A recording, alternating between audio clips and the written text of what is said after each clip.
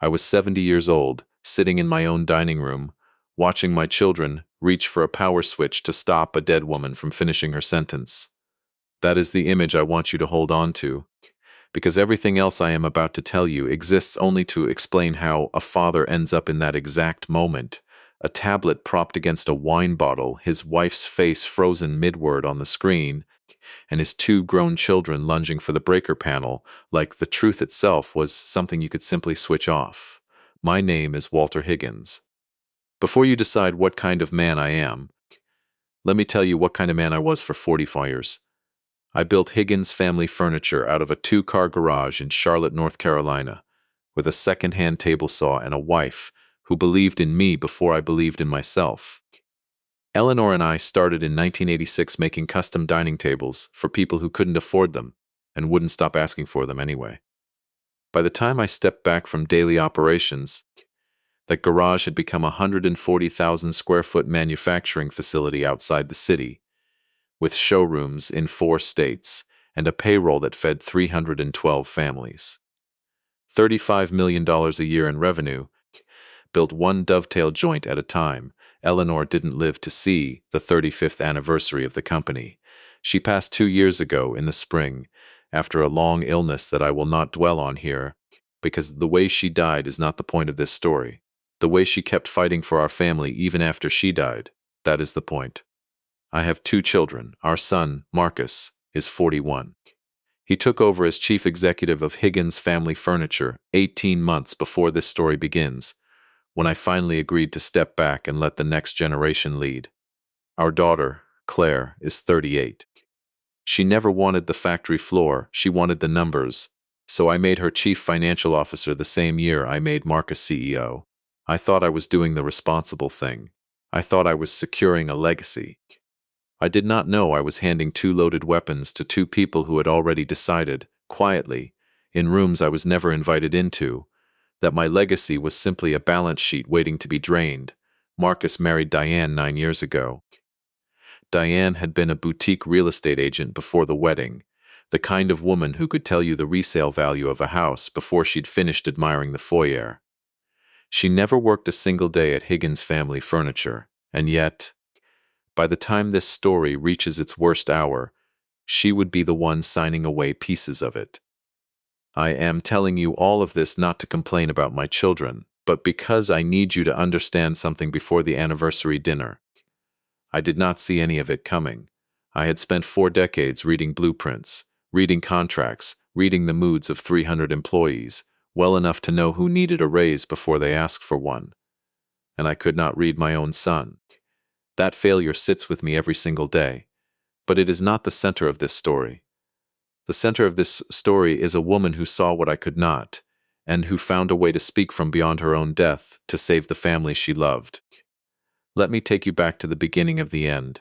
It was the 2nd anniversary of Eleanor's passing. A bitterly cold evening in late April. The kind of spring Charlotte sometimes gets where the dogwoods bloom under a sky that still smells like frost.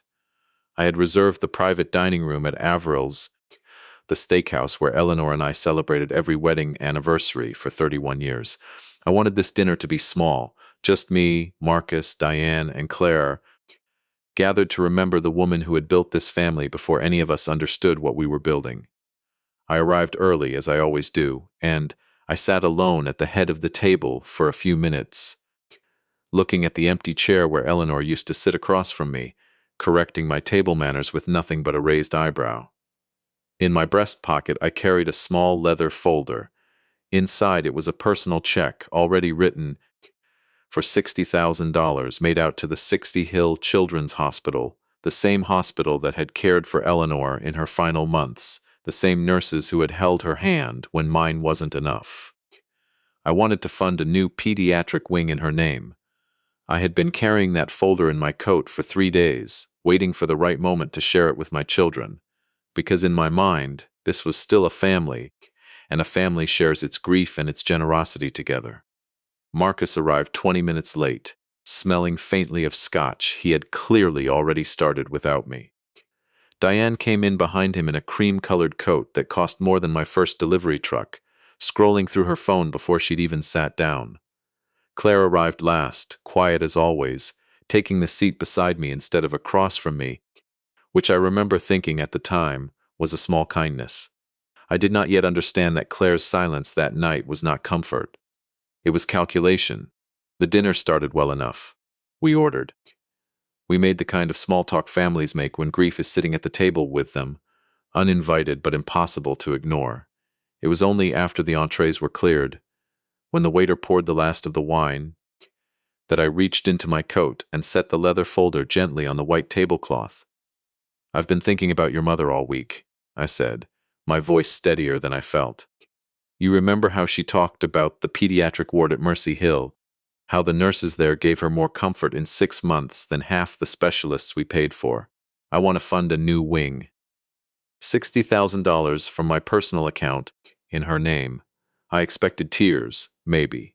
I expected Claire to reach for my hand the way she used to as a little girl. I expected Marcus to nod, the way any son should when his father tries to turn grief into something good. Instead, Marcus's hand closed around his scotch glass, so hard I heard the stem crack before I saw it shatter. Amber liquid and broken crystal sprayed across the white tablecloth. 2 tables over, a family having their own quiet dinner turned to stare. $60,000, Marcus hissed, leaning across the table, his face flushed dark red, a vein standing out against his collar. "Do you have any idea how tight things are right now? You're just going to give away 60 grand to a hospital because you feel guilty?" I did not move. I did not raise my voice. I simply looked at my son, my only son, and searched his face for some trace of the boy who used to fall asleep in the passenger seat of my delivery truck, dreaming about the day he'd run the company. I did not find him. Under the table, I saw Diane's hand shoot out and grip Marcus's knee, hard enough that he flinched, his eyes darting nervously around the restaurant. Claire said nothing. She simply watched her brother with an expression I couldn't quite place at the time. Not shock, not embarrassment. Something closer to relief, as if a plan she'd been holding her breath over had just clicked into place ahead of schedule. I did not argue. I did not defend myself. I picked up the leather folder, slid it back into my coat, laid $200 bills on the ruined tablecloth to cover the meal, and I walked out of Averill's into the cold April night without another word. I want to tell you that I drove home that night, already suspicious, already calculating, already the man who would spend the next several weeks dismantling a conspiracy. I wasn't. I drove home heartbroken. I sat in my study, the same study where Eleanor used to bring me tea while I reviewed blueprints, and I stared at a framed photograph of the 4 of us at Marcus's college graduation, and I told myself, the way parents always tell themselves, that grief does strange things to good people, and that my son would call in the morning to apologize. He did call, but not to apologize for what I thought. At 8 the next morning, before I'd finished my first cup of coffee, the doorbell rang. Marcus and Diane stood on my porch, Marcus holding an enormous gift basket wrapped in cellophane and gold ribbon, looking like a man who hadn't slept. Diane wore a smile that didn't reach her eyes. "Dad," Marcus said, his voice smaller than I'd heard it in years. "Can we come in? We need to talk." I let them in. 40 years of negotiating with suppliers, unions, and bankers had taught me one rule. You never close a door on someone until you understand exactly what they came to sell you. We sat in the living room, the room Eleanor had decorated herself, down to the exact shade of the drapes, and Marcus delivered an apology so smooth I almost believed it. "The stress of expansion into 3 new states," he said. "Supply chain nightmares, sleepless nights, too much scotch on an empty stomach." He hadn't meant what he said. That wasn't who he was. Then Diane leaned forward, resting a manicured hand on Marcus's knee, and delivered the part of the visit that still makes my blood run cold when I think about it now. "Walter," she said, her voice pure velvet, "we've both been so worried about you, living alone in this big house for 2 years. Grief does strange things to a person's judgment.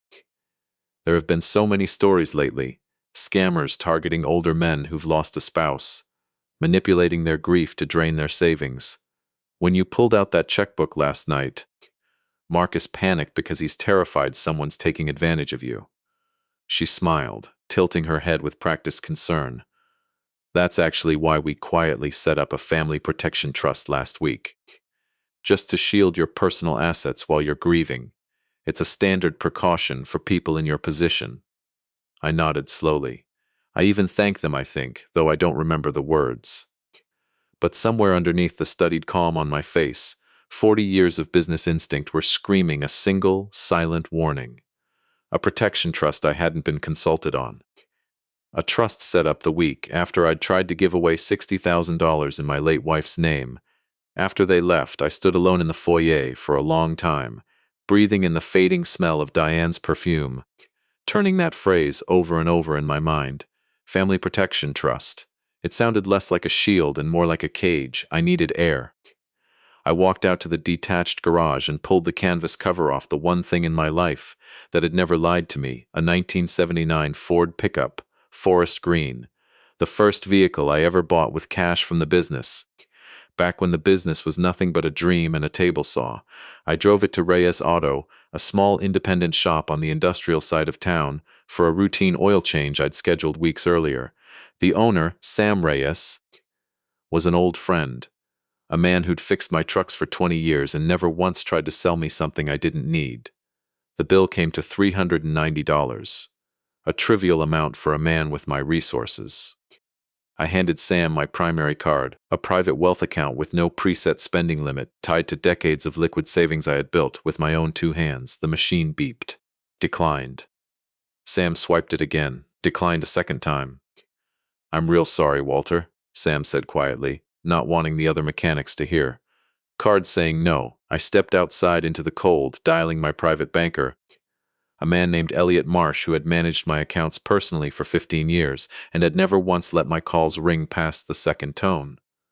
This time it rang 6 times before he picked up, and when he did, his voice was shaking. "Walter," he said, "I am so sorry. I don't have the authority to release your funds anymore." "It's my money, Elliot," I said, keeping my voice level even as ice spread through my chest. "What is going on?"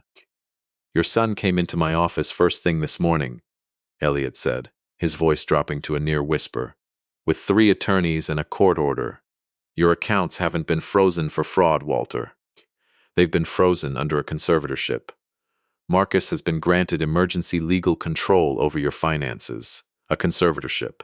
I stood in that gravel parking lot, a healthy, sharp-minded 70-year-old man, and I understood, in the space of a single breath, that my son had not come to my house that morning to apologize. He had come to confirm that the trap was already closed. I did not go home. I got back into my truck and I drove, not toward the company, not toward a lawyer, but toward the one place I had been avoiding for 2 years, the office of Gerald Voss, our family attorney, the man who had handled Eleanor's estate, and the man who was, at that very moment, holding a sealed envelope Eleanor had asked him to keep for me, an envelope I had never let myself open, because opening it meant admitting she was truly gone, and because some small, foolish part of me believed I would never need whatever was inside it. I was about to learn how wrong I'd been to wait. Gerald Voss had been our family attorney for 28 years. Since before he had gray in his beard. Since before Higgins Family Furniture had a single showroom outside the county. His office sat on the 3rd floor of a converted textile mill downtown. All exposed brick and dusty law books, and when I walked in unannounced that afternoon, he took one look at my face and cleared his afternoon without asking why. "Walter," he said, closing his office door behind me, "you look like a man who just found out the ground under him isn't ground at all." I told him everything, the checkbook, the shattered glass, the fruit basket apology, the family protection trust, the declined card, the terrified phone call from my own banker. Gerald listened without interrupting, the way he always had, his jaw tightening with every new detail. "A conservatorship doesn't happen overnight, Walter," he said finally. "Someone had to convince a judge you were incapable of managing your own affairs. That takes documentation. Medical documentation. This has been in motion for weeks, maybe months." It was Gerald who reminded me gently of the envelope. Eleanor had come to his office alone 6 weeks before she passed, without telling me. She had recorded a video message on a small encrypted drive, sealed it, and left explicit instructions. It was not to be opened under any circumstances except one. If I ever came to Gerald's office asking about our children's honesty, or if the second anniversary of her death arrived and I had not yet needed it, in which case it was to be played, unopened, at whatever gathering I chose to mark that day. She made me promise, Walter, Gerald said quietly, sliding a small manila envelope across the desk. Inside was a slim black drive and a single folded note in Eleanor's handwriting. For when you finally need to hear me again. I could not open it there in his office. My hands were shaking too badly, and some stubborn, grieving part of me still believed that once I watched it, I would be admitting she had known something I hadn't. I slipped the envelope into my coat, thanked Gerald, and asked him one more question before I left, the question that would define the next 3 weeks of my life. Is there any way, I asked, to know exactly how deep this goes before I confront them? Gerald leaned back in his chair. There's a man I use for sensitive matters, discreet, thorough, doesn't ask questions he doesn't need answered. He wrote a name and number on a card. Sam Reyes, no relation to my mechanic. Just a coincidence of names in a small city, was actually a private investigator named Marcus Reyes, and I remember almost laughing at the irony of hiring a man who shared my son's first name to help me tear my son's lies apart. I called him that same night from a diner on the edge of the county, the kind of place with burnt coffee and truckers who don't ask questions, and by the following evening, he was sitting across from me with a laptop and a look on his face I would come to recognize as his working expression, flat, careful, giving away nothing until he was certain. Before we talk numbers, Reyes said, I need you to understand something about conservatorships. They don't just freeze your accounts. Depending on how it's written, they can freeze your access to company systems too, if the petition names you as a risk to the business. Have you tried your badge at the office? I hadn't. The next morning, I drove to the Higgins family furniture headquarters, the same building I had personally broken ground on 22 years earlier, and walked toward the private executive elevator with my gold-trimmed founder's badge in hand. I held it to the scanner, expecting the familiar green light. Instead, a harsh beep, a red flash, and 2 words on the display. Access. I stood there a long moment, feeling something in my chest go cold and quiet. My own son had erased me from the building I built. I did not make a scene. I stepped back, blended into the flow of employees crossing the lobby, and waited. 10 minutes later, a young intern struggled through the turnstile with a stack of document boxes and a tray of coffee, fumbling his badge against the sensor. I slipped through behind him before the doors closed, murmuring something about leaving my badge upstairs, and he was too flustered to question a well-dressed older man who clearly belonged somewhere in that building. I did not go to Marcus's office that day. I went to the one place I knew Derek. Marcus, forgive me. Some names still catch in my throat even now. I knew he wouldn't think to look. The old physical server room in the sub-basement, a relic from before the company moved everything to the cloud, which I had insisted stay wired into the network as a redundancy measure 2 decades earlier, back when I still didn't trust anything I couldn't touch with my own hands. Marcus had spent a small fortune on new digital security for the executive floors. He had never once thought to decommission the old system his father built, because he didn't know it still existed. The access panel down there didn't use a password. It used my palm print and my retina, both scanned into a biometric lock installed the year the building went up, tied to nothing but the original founder's biological signature. I placed my hand on the glass. 3 of the longest seconds of my life passed in total silence. Then the deadbolts released with a heavy mechanical clunk, and I stepped into a freezing room full of blinking server racks that Marcus, in all his confidence, had completely forgotten belonged to me first. I plugged in an encrypted drive Reyes had given me and began pulling 12 months of raw financial records, the unfiltered kind, before anyone with something to hide had a chance to dress them up for a quarterly report. What I found, sitting alone in that basement at 2 in the morning, turned my grief into something colder and far more useful. Buried beneath legitimate purchase orders for lumber, hardware, and upholstery fabric, I found a rhythmic, recurring bleed of money, weekly wire transfers, each around $38,000, routed to a company called Ashford Sourcing Group, coded vaguely as logistics consulting fees. Ashford didn't exist in our approved vendor system before the year Marcus became CEO.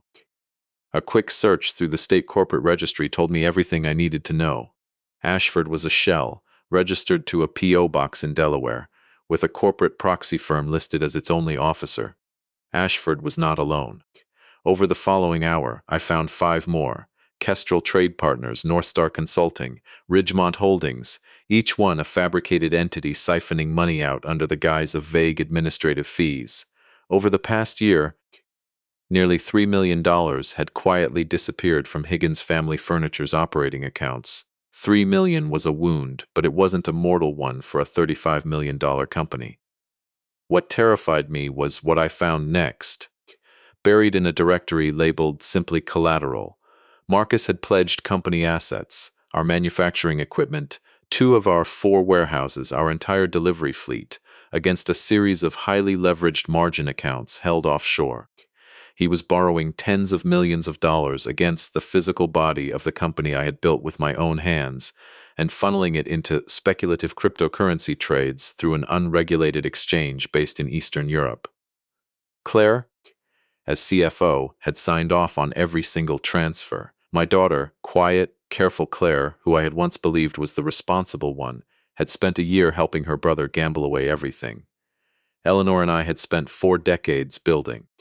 I sat in that cold basement with my back against a server rack, the hard drive humming as it copied file after file, and I understood, finally, the true shape of what was happening to me. This was never about a family protection trust. It was about 2 desperate people who had already lost a fortune and needed a scapegoat. An old man, freshly grieving, whose mind they could publicly question, to absorb the blame while they disappeared with whatever was left. I finished the transfer just before dawn, wiped my digital footprint from the old terminal, and slipped back out through the maintenance tunnel I remembered from the building's original construction. A passage Marcus's expensive new security cameras had never been positioned to see, because he didn't know it existed either. I did not go home that morning. I drove to a cheap motel on the edge of the county and paid in cash, and it was there, sitting on a lumpy mattress with the curtains drawn, that I finally found the courage to open the small manila envelope Gerald had given me. I plugged the encrypted drive into my laptop. A single video file appeared, labeled only with a date, 6 weeks before Eleanor passed. My hands were steadier than I expected as I pressed play, and then Eleanor's face filled the screen, thinner than I remembered from those final weeks, but her eyes exactly as sharp, and exactly as kind as they had been the day I met her. "Walter," she said, and just hearing her say my name again after 2 years nearly broke something loose in my chest that I had spent every day since her death trying to keep sealed shut. If you're watching this, it means either you finally worked up the nerve, or something happened that made Gerald think you needed to hear it. I hope it's the first one. But I suspect, knowing our children the way I've come to know them these last few months, that it's the second. She told me in that video about the things she had noticed in her final months that she never had the strength or the heart to tell me while she was fighting to stay alive. Late-night calls Marcus took in the hallway outside her hospital room, calls he ended abruptly whenever she opened her eyes. A conversation she overheard between Claire and Diane about getting ahead of things before Dad gets sentimental. A folder of financial statements Marcus had once left open on a laptop in her hospital room, statements she didn't fully understand but knew, in her bones, were hiding something. "I didn't have the strength to fight it while I was fighting to live," Eleanor said, her voice steady even as her eyes filled. "So I did the only thing I could do. I hired someone quietly, through Gerald, to keep watching after I was gone. And I want you to know, Walter, whatever they've done, however far this has gone, you are not imagining it. You are not losing your mind. You built something real, and our children are trying to take it, and I need you to fight for it the way you fought for us in that garage 40 years ago. Don't you dare let them make you small." The video ended there, mid-sentence, cutting off just as she began to say something else. I would not understand why until much later, when I finally learned there was a second file, one Gerald had been instructed to release only after the first had already been played in front of witnesses. I sat alone in that motel room until the sun came up, replaying my dead wife's voice, feeling something in me shift from grief into resolve. Eleanor had seen the truth before I had. She had spent her final strength trying to protect a family that had already stopped deserving it, and she had trusted me, even from beyond her own death, to finish what she started. I called Reyes at 7 that morning. I need everything on the offshore accounts, I told him, and I need to know exactly what they're planning to do with me. That second question would turn out to be the most important one I ever asked, because Marcus Diane, believing my accounts frozen and my credibility already in question, had stopped being careful. And a careless man, I have learned, always eventually says the truth out loud. He just needs someone patient enough to be listening when he does. Rice worked fast. Within 2 days, he'd provided me with a discreet piece of surveillance equipment, a micro-transmitter smaller than a coin, powerful enough to pick up conversation from 30 feet away, but limited by battery life to roughly 48 hours of continuous transmission. I needed a permanent power source, and I knew exactly where to find one. Marcus had gutted my old office when he took over as CEO, replacing my scarred oak desk with a slab of imported marble, filling the shelves with bottles of scotch that cost more than my first delivery van.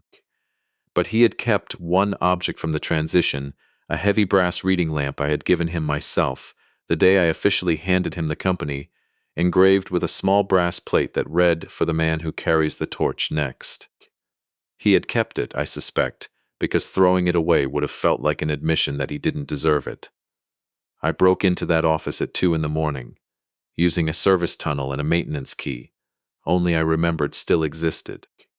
I opened the base of that lamp with a jeweler's screwdriver, spliced the transmitter directly into its wiring, and sealed it back together so carefully that even I, standing 3 feet away, couldn't tell it had been touched.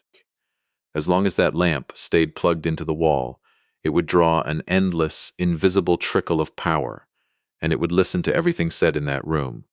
For the next 3 days, I lived out of the cab of my old Ford pickup, parked in the corner of a coffee shop lot, with a clear line of sight to the headquarters, an earpiece in one ear, and a thermos of black coffee going cold in the cup holder. I heard vendor calls, budget meetings, the mundane rhythm of a company being run by a man who still believed he'd gotten away with something. And then, on the third afternoon, as a heavy spring rain began to fall, I heard the door to that office swing open and the sharp click of Diane's heels crossing the marble floor. "Did the medical evaluation clear the county clerk yet?" she demanded, her voice tight with anxiety.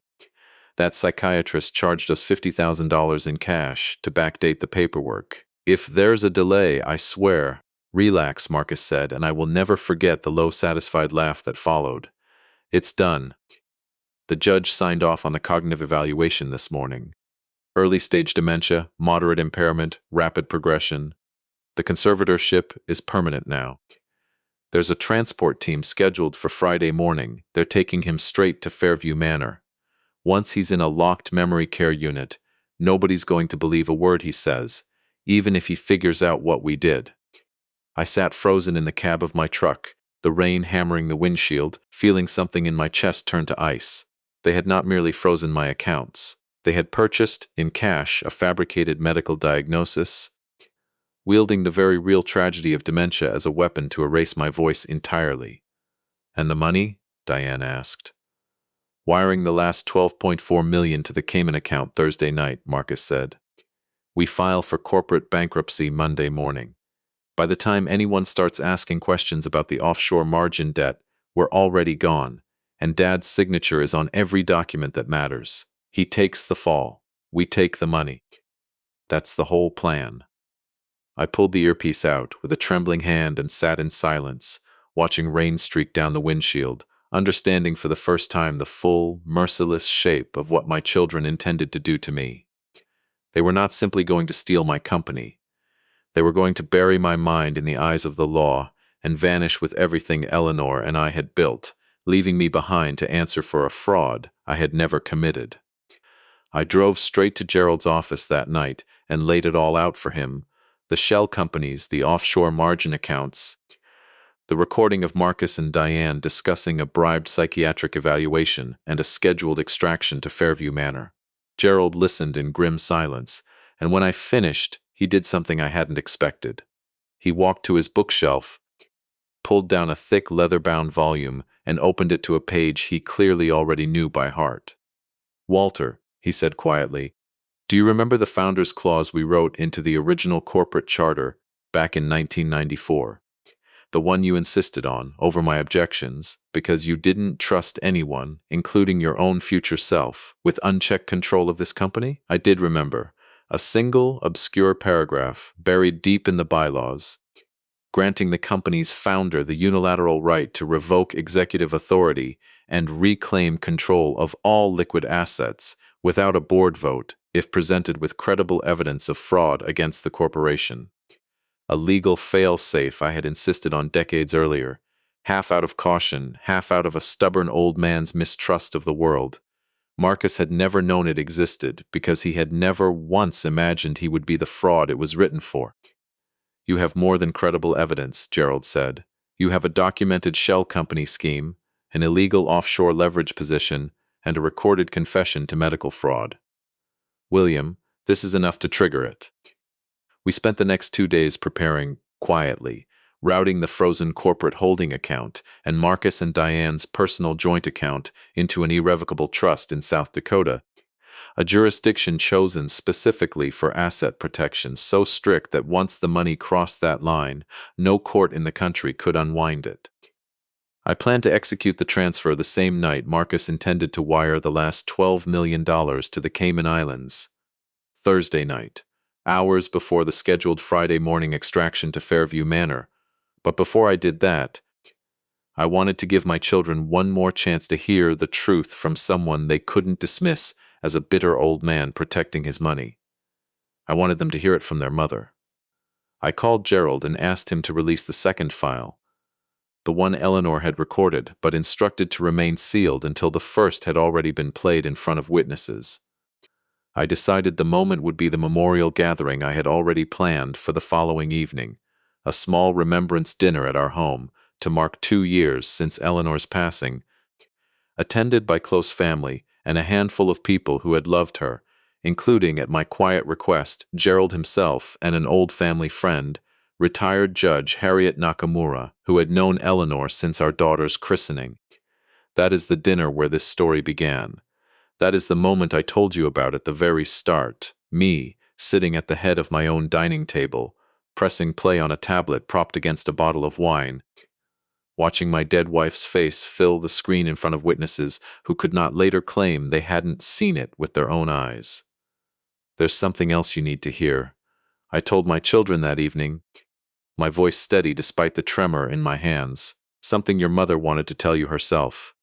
Eleanor's face appeared on the screen, thinner, tired, but unmistakably her, and she began to speak the words that had been cut off 2 years earlier. "Marcus, Claire, I love you both more than I ever knew how to say out loud, and that's exactly why I need you to hear this clearly. I know what you're planning. I've known for months. I know about the shell companies. I know about the offshore accounts. Your father built everything you have with his own 2 hands, and I will not let you erase him to cover for your own."